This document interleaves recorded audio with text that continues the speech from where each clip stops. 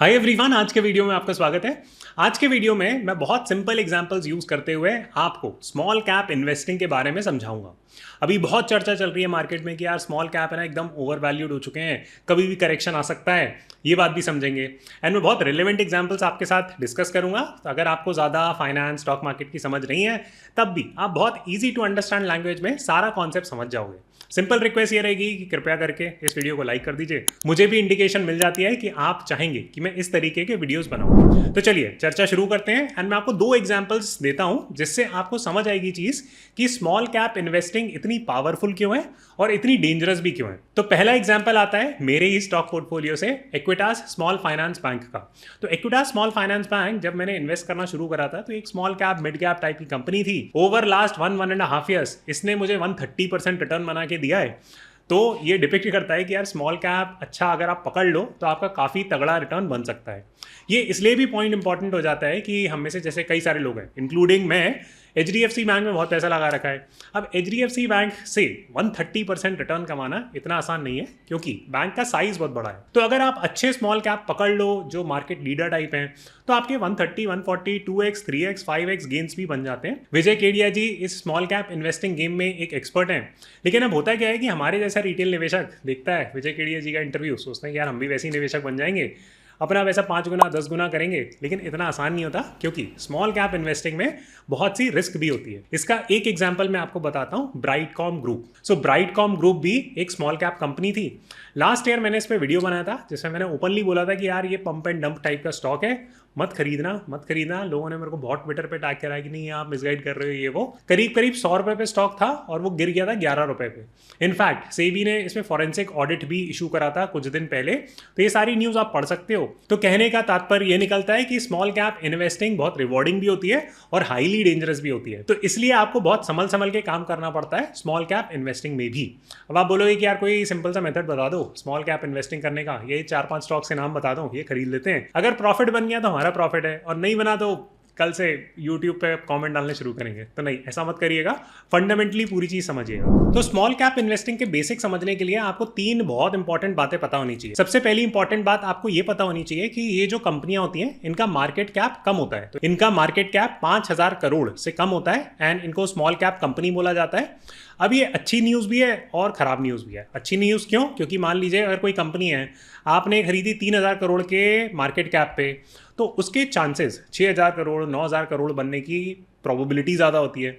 On the flip side ये भी होता है कि यार छोटी कंपनी है तो बड़ी कंपनी से कंपटीशन आ गया, कुछ इशू हो गए डेट में, प्रमोटर धोखेबाज निकले, तो ये कंपनियां बिल्कुल डब्बा भी हो जाती हैं। तो इस रिस्क को बोलते हैं मॉर्टेलिटी रिस्क। मॉर्टेलिटी रिस्क का मतलब कि अगर 100 स्मॉल कैप कंपनियां हैं आज मान लो, तो अगले कुछ सालों में इसमें से 30 कंपनियां खत्म हो जाएंगी। तो एक ये स्टडी हुई थी जिसमें ये डेटा निकल के आया था कि 10 साल के इंटरवल में करीब 33% जो स्मॉल कैप कंपनियां होती हैं वो बिल्कुल डिब्बा हो जाती हैं, खत्म हो जाती हैं, एकदम जीरो, नील बटे सन्नाटा। सो कृपया करके ये पॉइंट आप ध्यान रखना।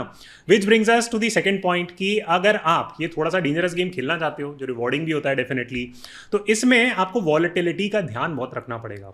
वॉलेटिलिटी का ध्यान मतलब कि मान लो अगर आपने आज 1 लाख रुपया डाला स्मॉल कैप में, तो हो सकता है आज से 1-1.5 महीने बाद ही वो बचे मात्र 70,000। तो उसमें आपको घबराने की जरूरत नहीं है। तो कृपया करके उतना ही पैसा डालिए जिसमें आप वॉलेटिलिटी देख सकें। अब आप इस व्यू पॉइंट के साथ मत आना मार्केट में कि यार मेरे को तो पैसा ही बनाना है, मेरे को रिटर्न चाहिए कि मैं कंपनी ऐसी पकड़ूं कि जो 2x, 4x, 5x, 10x हो जाए, लेकिन भाई 10% भी गिरनी नहीं चाहिए। तो अगर वो गेम खेलना है तो आप ये खेल ही नहीं सकते, राइट?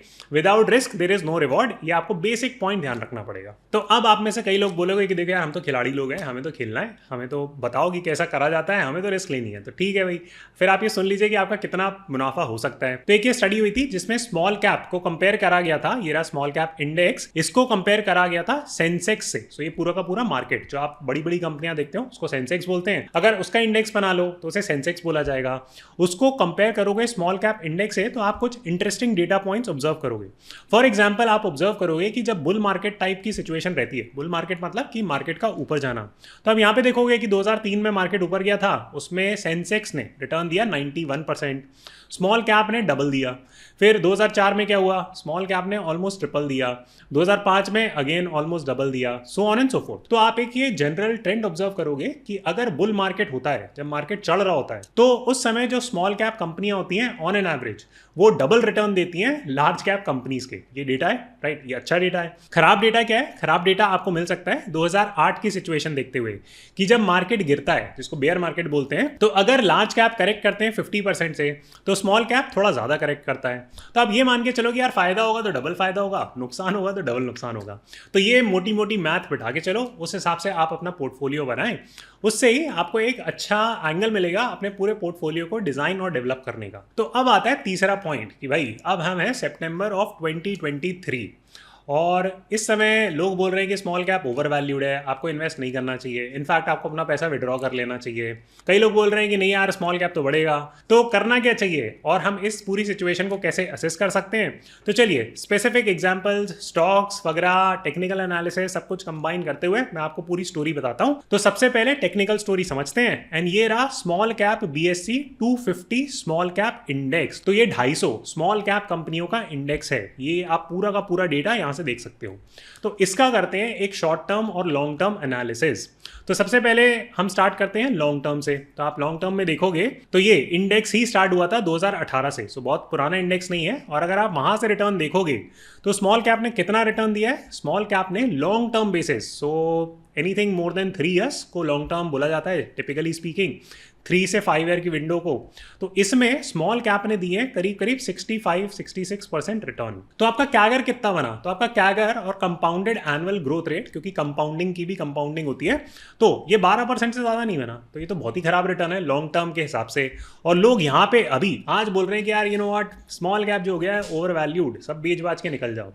तो पहला इंपॉर्टेंट की टेक अवे आपके लिए ये निकल के आता है कि देखो, अगर आप लॉन्ग टर्म निवेशक हो और आपका विजन 5 साल का ये है कि मुझे स्मॉल कैप में बने रहना है और आपने इंडेक्स खरीद के डाल दिया, तो कोई इशू नहीं है। ऐसा नहीं है कि बहुत भारी ओवर वैल्यू हो चुका है स्मॉल कैप ये वो, ठीक है। तो ये तो हो गया पहला इंपॉर्टेंट डेटा ड्रिवन पॉइंट। अब आता है इससे ही लगा हुआ पॉइंट कि अच्छा चलो मान लिया कि स्मॉल कैप ओवर वैल्यूड नहीं है, मैंने मन बना लिया कि मेरे को तो 5 साल के लिए स्मॉल कैप में कुछ कुछ पैसा डालते रहना है, तो मैं कितना रिटर्न संभावित बना सकता हूं। तो अगर आप एक सिंपल मैथ भी बिठाओ तो मैथ के हिसाब से निकल के आता है कि जो निफ्टी 50 या जो सेंसेक्स होता है उसकी कंपाउंडेड एवरेज ग्रोथ निकल के आती है 12.5%। तो अगर हम मान लो कि पिछले 3 सालों में और अगले 2 सालों तक बुल रन कंटिन्यू रहता है, तो हमने पिछला डेटा पॉइंट देखते हुए क्या ज्यूम करा था, हमने यह ज्यूम किया था कि देखो यार बुल रन में ऑलमोस्ट डबल रिटर्न मिलता है, राइट। तो जो भी रिटर्न निफ्टी को यहां से यहां तक मिलना चाहिए उसका almost double return small cap में मिलना चाहिए। तो ये तो मोटी मोटी मैथ हो गई। अब आप उतना भी मत मानो कि अगर आपको लार्ज कैप में 1 लाख का प्रॉफिट हो रहा था तो स्मॉल कैप में 2 लाख का डेफिनेटली होगा, नहीं वो मान के मत चलो। लेकिन ये मानना तो ठीक रहेगा कि यार थोड़ा तो ज्यादा होगा, राइट, एटलीस्ट 30-40% मोर होगा कंपेयर टू लार्ज कैप। तो ये तो रही डेटा ड्रिवन बात लॉन्ग टर्म पर्सपेक्टिव से। तो फिर ऐसा लोग बोल क्यों रहे हैं कि जो स्मॉल कैप है वो ओवर वैल्यूड हो गया, वो भी कुछ सोच समझ के ही बोल रहे होंगे, तो उनका भी पॉइंट ऑफ व्यू समझ लेते हैं। तो यहाँ पे आपको mid to short term trend समझना पड़ेगा। तो सबसे पहले मैं आपको स्मॉल कैप की स्टोरी बता देता हूं कि अगर आप 2020 से पूरा एनालिसिस बैठाओ तो आपके स्मॉल कैप पे कितना रिटर्न निकल के आता है। आपके स्मॉल कैप पे निकल के आता है रिटर्न 320%। एंड नोटिस करिएगा 320 बहुत इंपॉर्टेंट नंबर है। ये ऐसा क्यों, मैं आपको 1 सेकंड में बताता हूं।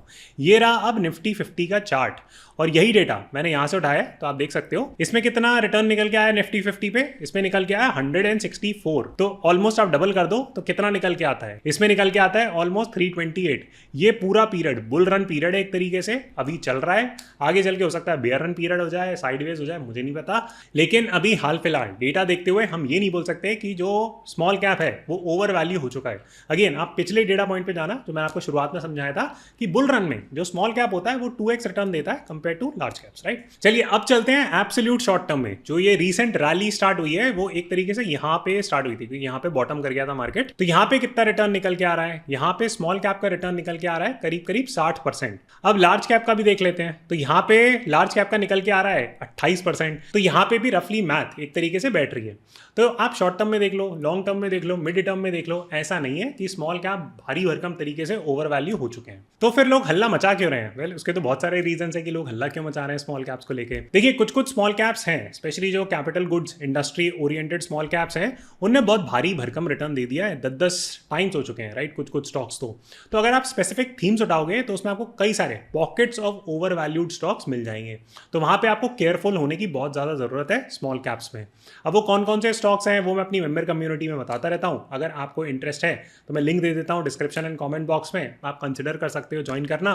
बहुत उसमें क्विक अपडेट्स मिलते हैं, तो अगर आप एक सीरियस इन्वेस्टर हो तो आप कंसिडर कर सकते हो उसको ज्वाइन करना, क्योंकि मैं कई बार इतनी तेजी से वीडियोस रिलीज नहीं कर पाता जितनी तेजी से मार्केट अपडेट्स हो जाते हैं। तो उस कॉन्टेक्स्ट में आप एक महीने का प्लान ट्राई करके देख लो, सब्सक्रिप्शन बेस्ड है, प्राइस बहुत कम रखी हुई है, तो एक महीना आप ट्राई करके देख लेना, अगर अच्छी लगे तो कंटिन्यू कर लेना, वरना काट देना मेंबरशिप। तो पहला पॉइंट तो ये हो गया। तो अभी जो न्यूज आई थी वो ये आई थी कि डीआईआईज ने बहुत भारी भरकम मात्रा में निवेश करा हुआ है स्मॉल कैप स्टॉक्स में।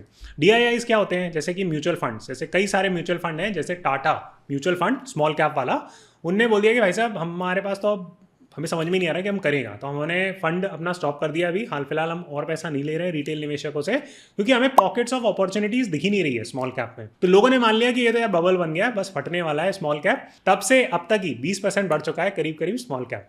तो ये एक नैरेटिव चल रहा है, मैं आपको वो नैरेटिव समझा रहा हूँ। तीसरा पॉइंट ये निकल के आता है कि रिटेल निवेशकों ने भी बहुत स्मॉल कैप्स खरीदे हैं। तो मेरी एक हाइपोथेसिस ये है यहाँ पे कि यहाँ पे रिटेल निवेशक को कुछ नहीं, बस डराया जा रहा है कि यार आप अपने ना स्मॉल कैप्स बेच बाच के निकल जाओ, कुछ नहीं बचना, सब कुछ खत्म हो जाना है। अब मैं देखिए स्टैम्प पेपर पे आपको लिख के तो नहीं दे सकता कि स्मॉल कैप बढ़ेगा गिरेगा, शॉर्ट टर्म में क्या होगा। मैंने आपको सारा डेटा दिखा दिया है, अब डिसीजन आपको लेना है। अब इंपॉर्टेंट पॉइंट है, मैं आपको दूसरा एस्पेक्ट भी समझा देता हूँ कि स्मॉल कैप में होता क्या है, जिससे कि आप डरो ना अगर कल को कुछ परेशानी आती है। देखिए, सबसे पहला पॉइंट तो ये होता है कि मार्केट रिस्क होती है। तो जैसे मान लीजिए कि अगर निफ्टी 10% से करेक्ट कर गया तो स्मॉल कैप 20% से करेक्ट करेगा, वो तो होता ही है। तो इसमें आप शोर मत मचाने लग जाना कि यार स्मॉल कैप हमने ले लिया, निफ्टी तो 10% ही करेक्ट करा और स्मॉल कैप तो 20% कर गया। भाई उल्टा भी तो सोचो कि जब निफ्टी 10% बढ़ता है तो स्मॉल कैप भी तो 20% बढ़ता है। तो आपको उस एस्पेक्ट से देखना पड़ेगा। तो दिस इज पॉइंट 1 जो आपको नोटिस करना है। दूसरा रिलेटेड पॉइंट जो आपको सोचना है वो ये सोचना है कि इस स्टेज से, जब हम सितंबर 2023 में हैं, इस स्टेज से अगले 5-6 महीने में मार्केट बुल रन में रहेगा या बेयर रन में रहेगा। अगर बुल रन में रहा तो ऐसा नहीं है कि स्मॉल कैप में भारी गिरावट आ जाएगी, ऐसा हो ही नहीं सकता कि small cap worst case scenario ये होगा कि साइडवेज हो जाएंगे। ऐसा नहीं कि आपका 25-30% करेक्शन आ गया, सिर्फ लार्ज कैप ही बढ़ रहे हैं, ऐसा होने की संभावना बहुत कम है। तो फिर आता है फाइनल पॉइंट कि देखिए रिटेल निवेशक को डराया कैसे जाता है। रिटेल निवेशक को डराना बहुत आसान काम है। न्यूज निकाल दो 8-10 के भाई से भी होने वाला है, वो होने वाला है, 2-4 अपने फंड मैनेजर वगैरह को पकड़ के इंटरव्यू करा दो कि अच्छा ये सब डूबने वाले हैं, तो सारे रिटेल निवेशक डर डर के बेच बाज के भाग जाते हैं। अब देखिए, अब ये आप पे डिपेंड करता है कि आप कितनी वॉलेटिलिटी सहन कर सकते हो। मैं डेफिनेटली ये नहीं कहना चाहता कि अभी स्मॉल कैप्स अंडर वैल्यूड है, जब मैंने खरीदे थे तब डेफिनेटली अंडर वैल्यूड थे। तो देखिए इस स्टेज पे जो स्मॉल कैप्स हैं वो फेयरली वैल्यूड आप बोल सकते हो, डेफिनेटली ओवर वैल्यूड तो नहीं बोल सकते। तो ये तो आ गया बेसिक सा मुद्दा। अब हो क्या सकता है कि इस स्टेज पे स्मॉल कैप्स को मैनिपुलेट करा जा सकता है। अब मैनिपुलेशन कैसे होता है कि भाई 4 लोगों ने मिलकर न्यूज फैला दी गया स्मॉल कैप भी ना बबल बन गया, ये वो, ठीक है, फंड मैनेजर पहुंच गए कि सब अच्छा है बस स्मॉल कैप बेकार है। तो आपको अपनी बुद्धि का इस्तेमाल करते हुए इस समय ये सोचना पड़ेगा कि यार आपको डेटा क्या बोल रहा है। डेटा ड्रिवन बात करो, ओपिनियन ओरिएंटेड बात करने का कोई मतलब नहीं होता। मेरी ओपिनियन सुनने से कोई मतलब नहीं निकलेगा। आप अपना थोड़ा रैशनल एनालिसिस करो, तभी आपके स्टॉक्स में पैसे बनेंगे। तो ये फाइनल पॉइंट मैं आपको कंप्लीट कर देता हूं कि अभी थोड़े टाइम तक माहौल ऐसा बनाया जा सकता है कि ये जो स्मॉल कैप है इसको ऐसे ले जाएं, राइट, फिर उसके बाद एकदम से चढ़ने लग जाए स्मॉल कैप, राइट। तो यहाँ पे थोड़ा सा साइडवेज मूवमेंट कर दिया, थोड़ा झटके से गिरा दिया, ये सब चीज़ें हो सकती हैं। लेकिन एज लॉन्ग एज पूरा का पूरा मार्केट बुल रन बना रहा है, ये ट्रेंड जो नेगेटिव ट्रेंड स्मॉल कैप्स में ही आएगा, ये होना बहुत मुश्किल है। तो ये मेरी ओपिनियन है इस पूरे कॉम्प्लेक्स इशू पे। अब फाइनल पॉइंट ये आता है कि अक्षत आप स्मॉल कैप्स इस समय खरीद रहे हो, बेच रहे हो, कर क्या रहे हो? मैं देखिए खरीद नहीं रहा हूँ। क्यों? क्योंकि मैंने बहुत भारी मात्रा में स्मॉल कैप्स पहले ही एग्रीगेट करके बैठा था। अभी मैंने थोड़े बहुत, मतलब मान लो कि 10% निकाले थे just for profit booking purpose. इससे ऊपर मैं अभी तो नहीं बेच रहा, आगे चल के हो सकता है बेच दूं, मार्केट सर्कमस्टांसेस देखते हुए बेच दूं। अब आप बोलोगे मार्केट सर्कमस्टांसेस क्या, कि देखिए अगर ऐसी बेरिश वाली न्यूज़ आने लग जाए कि यार बेरिश हो सकता है मार्केट या बहुत लंबे टाइम तक साइडवेज रहेगा, तो स्मॉल कैप में निवेशित रहने का बहुत ज़्यादा मतलब नहीं बनता। स्मॉल कैप में आपका मेजर पैसा तभी बनेगा जब मार्केट में बुल रन होगी, तो वो मिस नहीं करना चाहिए और घबरा के तो बिल्कुल नहीं बेचना चाहिए। तो थोड़ा प्रॉफिट बुकिंग करते हुए संभल संभल के चलने वाला माहौल है, ये मैं अपनी कम्युनिटी पे भी समझाता हूँ और जो भी मेरा वीडियो आएगा मैं उस पर समझाता रहूंगा। अब मैं फाइनली आपके साथ आखिरी बात करने वाला हूं कि अगर आपको बहुत ज़्यादा कॉम्प्लेक्स लगी ये चीज़, क्योंकि स्मॉल कैप इन्वेस्टिंग कॉम्प्लेक्स होती है, नो डाउट अबाउट दैट, तो मैं आपको सिंपल स्ट्रैटेजी समझा देता हूं और 2-3 स्मॉल कैप स्टॉक्स के बारे में भी चर्चा कर लेता हूं। तो सबसे पहली इन्वेस्टमेंट स्ट्रैटेजी होती है एसआईपी वर्सेस बल्क बाय। अब देखिए, बल्क बाय करने का माहौल नहीं है स्मॉल कैप में भी, इनफैक्ट काफ़ी सारे लार्ज कैप्स में भी ऐसा माहौल नहीं है कि आप कोई भी लार्ज कैप किसी भी दामों पे खरीदते चले जाओ, उसमें आपका नुकसान होने की संभावना बहुत ज़्यादा है। तो कृपया करके आप एसआईपी मोड में ही खरीदें अगर आप स्मॉल कैप में निवेश कर रहे हो तो। अभी ऐसी कोई भी इंडिकेशन नहीं आ रही कि मार्केट जो है वो बेरिश हो गया है, तो मेरे हिसाब से आपको अपनी एसआईपी जारी रखनी चाहिए स्मॉल कैप में। ऐसा नहीं कि आप रोक वोक दो, मैं तो एटलीस्ट पर्सनली वो नहीं करूँगा अगर मैं एसआईपी मोड में कर रहा होता।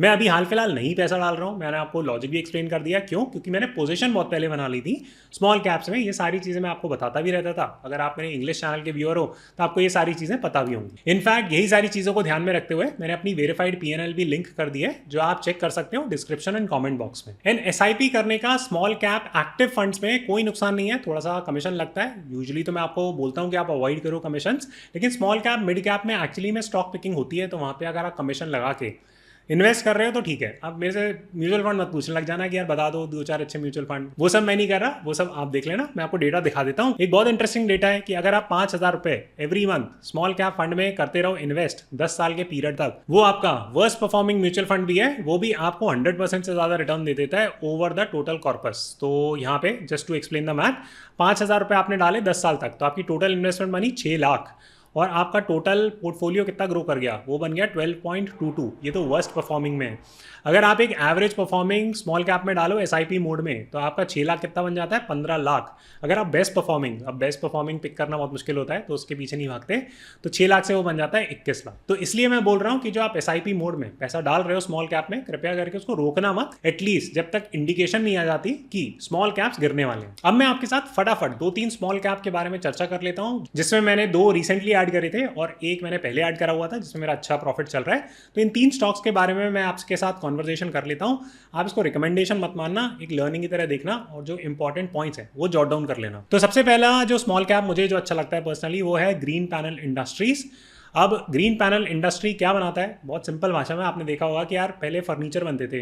अगर आपके दादाजी नाना जी, अगर आप उनके टाइम के फर्नीचर देखोगे तो अभी भी वो घरों में पड़े रहते हैं, है ना। तो 100-100 साल जो टीक वुड, सैंडलवुड, इन सब के जो बने होते हैं, बहुत अच्छे तगड़े फर्नीचर बने होते हैं, उसमें जाले वाले लग जाए, चूहा आके खा जाए, कुछ नहीं फर्क पड़ता, वो फर्नीचर भाई साहब 100 साल तक जिंदा रहेगा, उसमें कुछ नहीं इशू होगा।